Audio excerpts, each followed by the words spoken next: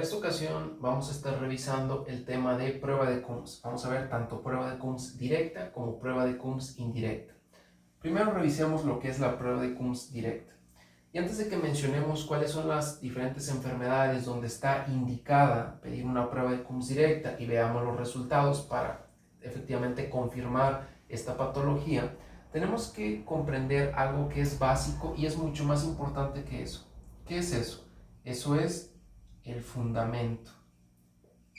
¿Por qué? Porque el fundamento es la primera capa de conocimiento que nosotros deberíamos de adquirir acerca de este tema. El fundamento es la base o es el cimiento sobre el cual se construyen los diferentes elementos que le dan la identidad a esta prueba de Coombs directa. Entonces, de manera sencilla, de manera resumida, ¿qué es la prueba de Coombs o qué hace la prueba de Coombs? La prueba de Coombs lo que hace de manera muy sencilla es que va a detectar si la sangre del paciente, es decir, yo tomo un tubo morado, el que tiene anticoagulante, y les traigo una muestra de sangre al paciente. La prueba de Coombs lo que hace es que me dice si esa sangre que yo le extraje al paciente, sus eritrocitos, sus glóbulos rojos, en su membrana tienen sí o no la presencia de una inmunoglobulina, particularmente es una inmunoglobulina de tipo G, o si tiene una proteína del complemento, particularmente es C3b. Puede ser, por ejemplo, C4b, pero la regla general o el estándar es que tenga IgG o tenga C3b o puede tener ambas. Entonces, si esa prueba me dice que efectivamente el eritrocito tiene unida o tiene pegada alguna de estas en su superficie, decimos que la prueba fue positiva, ¿de acuerdo? Entonces, ¿cómo nos vamos a dar cuenta nosotros que la prueba fue positiva? Nos vamos a dar cuenta porque genera aglutinación. La aglutinación se genera o se produce debido a que a esos eritrocitos que tienen unido esa inmunoglobulina o esa proteína del complemento, yo los voy a exponer a un reactivo que es una antiglobulina humana, ¿de acuerdo? Esa antiglobulina humana, como ya dijimos, es un reactivo que de manera sencilla o de manera con fines didácticos, no es que así sea, esa antiglobulina humana es como el Avenger Assemble, es Vengadores reúnanse. Entonces, ¿qué es lo que hacen? Reúnanse. ¿Quién se va a reunir? Se dice reúnanse todos los eritrocitos que en su membrana, que en su superficie tengan unida o tengan pegada ya sea una inmunoglobulina de tipo G o tengan una proteína C3b del complemento. Entonces, eritrocitos, hacemos, reúnanse, ¿no? Entonces comienzan a reunirse todos los eritrocitos que tienen en su membrana alguno de estos componentes y eso que genera una especie como de grumo, una especie como que se juntan todos y eso yo lo veo como un grumo, como un agrupamiento y eso es aglutinación. Si la aglutinación es positiva, entonces sabemos que el eritrocito tiene en su membrana alguno de estos elementos o puede tener ambos. Si la aglutinación es negativa, entonces sabemos que ese eritrocito no tiene en su membrana o en su superficie alguno de estos elementos, ¿de acuerdo? Entonces, una vez que ya sabemos nosotros esta parte, tenemos que pasar a otro punto que es fundamental para entender este fundamento o esta base acerca de este tópico. Vamos a ver que si bien no todas, pero la gran mayoría de las patologías donde nosotros está indicado pedir una prueba de Coombs son patologías que producen hemólisis. Entonces, hemo, sangre, lisis, destrucción de las células que están presentes en la sangre, en este caso los eritrocitos. Entonces, son patologías que generan por alguna razón que esos eritrocitos, pues, con fines lúdicos, pasen un mal día y se fragmenten, se lesionen, se rompan y nosotros vemos fragmentos o pedazos de eritrocitos o restos de eritrocitos. Entonces, eso es la hemólisis. Y si nosotros recordamos, dijimos que esos eritrocitos tenían en su superficie una inmunoglobulina y una proteína del complemento. Entonces uno piensa, estos dos elementos, ¿en qué están implicados? Así, están implicados en el sistema inmune.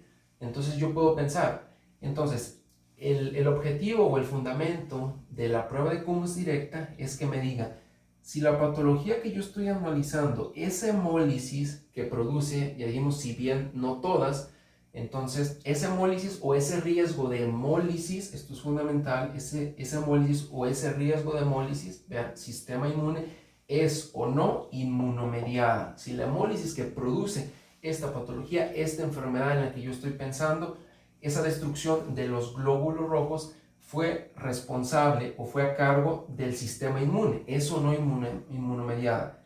Si sí es inmunomediada, el diagnóstico toma un rumbo. Si esa patología no es inmunomediada, el diagnóstico que yo estoy pensando toma otro rumbo. Y eso es fundamental porque me permite descartar o acertar en ciertos diagnósticos. ¿De acuerdo?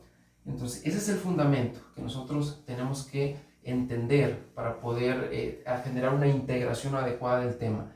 La prueba de Coombs directa me permite saber si la hemólisis que produce esa enfermedad fue responsable por el sistema inmune, sí o no.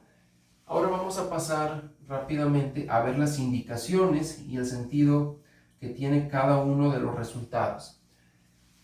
La primera indicación que vamos a revisar es el síndrome hemolítico urémico.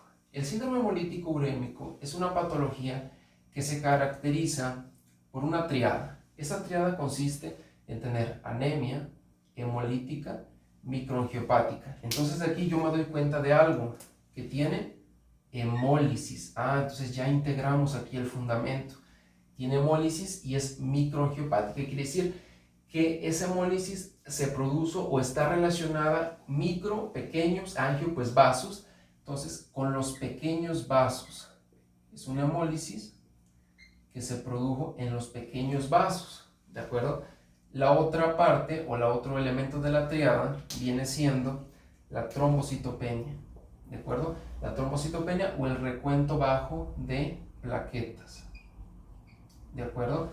Entonces, si yo entiendo en qué consiste el síndrome hemolítico, puedo ver el sentido de por qué se genera cada elemento de la triada. Entonces, el síndrome hemolítico urémico, el clásico, porque hay algunos que no pertenecen a lo común o lo usual, es que el síndrome hemolítico urémico clásicamente es causado por la bacteria E. coli. Entonces, ya podemos ver que lo clásico es que sea de origen infeccioso.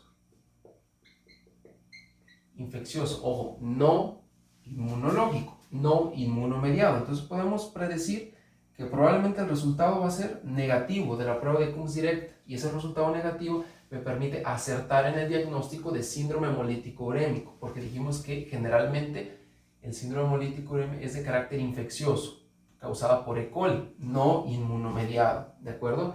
Entonces, la E. coli produce una toxina, la toxina Shiga. Esa toxina afecta la microcirculación, por eso la anemia hemolítica, por eso la destrucción es microangiopático, porque afecta los pequeños vasos, esa toxina Shiga que produce la E. coli.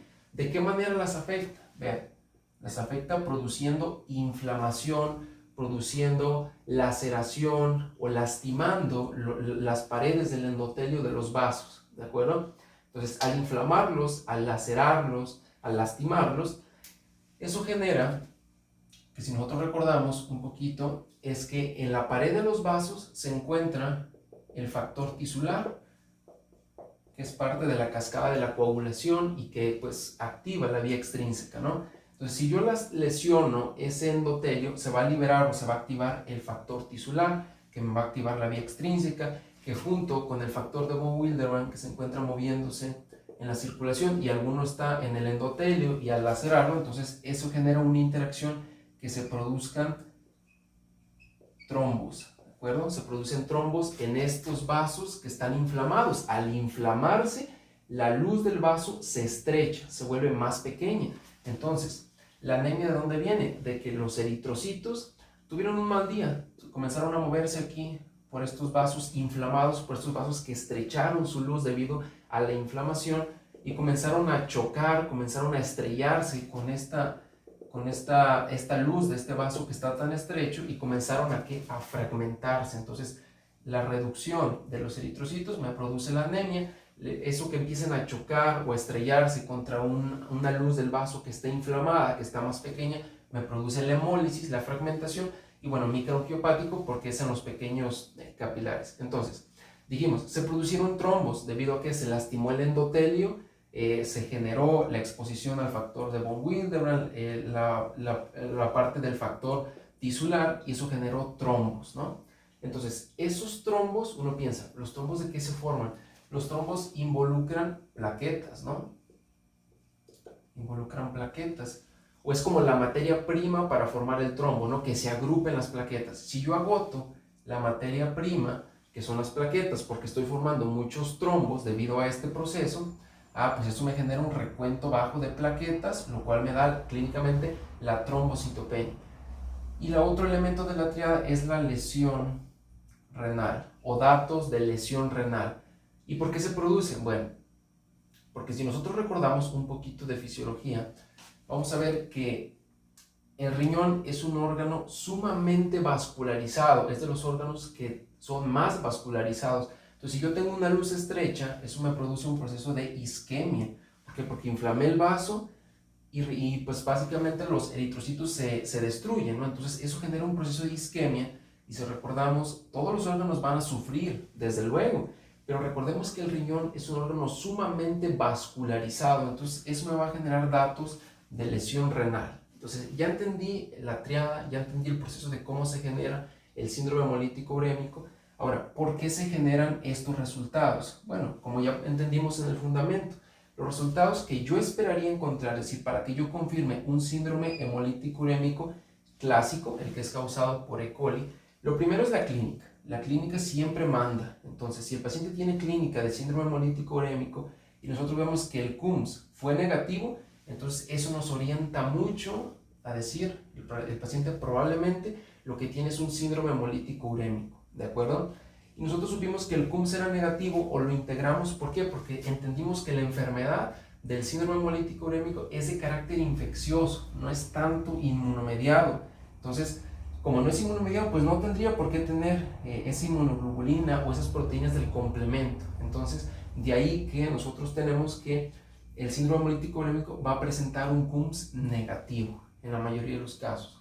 Existen algunas excepciones a la regla, que es lo que vamos a ver a continuación. Entonces, nosotros vamos a tener, desde luego, confirmado el síndrome hemolítico urémico con su clínica, de acuerdo, clásica del síndrome hemolítico urémico, pero vamos a tener una prueba de CUMS positiva. Y ahí es donde uno dice, pues, ¿cómo? O sea, ¿por qué? ¿Por qué va a ser positiva? Y va a ser por lo siguiente.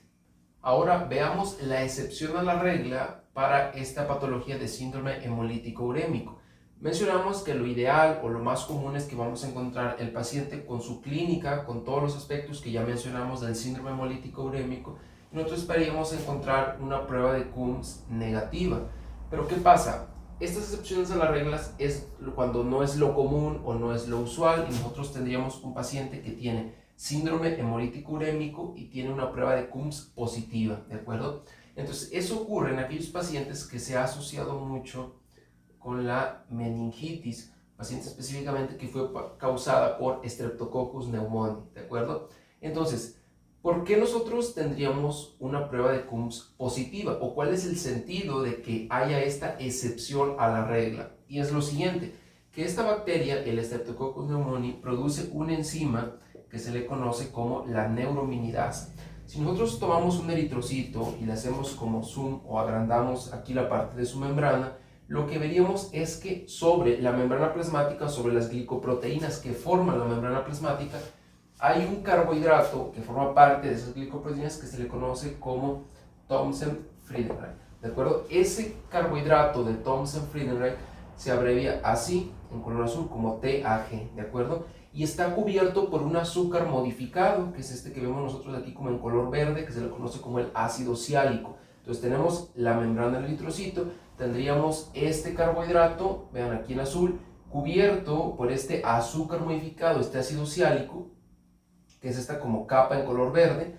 Y entonces, ¿qué ocurre? Que este carbohidrato generalmente está, vamos a decir de cierta manera, está como escondido o está siendo cubierto todo el tiempo por el azúcar, por el ácido siálico. Entonces, ¿qué ocurre? Que específicamente esta enzima, la neurominidasa, vean aquí, lo que hace es que destruye, degrada o rompe ese azúcar modificado, ese ácido siálico, Y entonces, ¿qué pasa? Que expone, vean cómo se rompió aquí, esto que estaba en color verde, que es el ácido siálico, y queda expuesto la parte de este carbohidrato. Entonces, ¿qué ocurre? Al quedar expuesto por esta neurominidasa que rompió, que vamos a decir de cierta manera, expuso ese carbohidrato, ¿qué pasa? El sistema inmune anteriormente no había tenido contacto, al menos de una manera directa, con este carbohidrato, con el carbohidrato de Thomson-Friedenberg. Entonces, ¿qué ocurre? Al exponerse es como algo nuevo para el sistema inmune. Entonces, ¿qué pasa? Al exponerse, entonces el sistema inmune como que dice,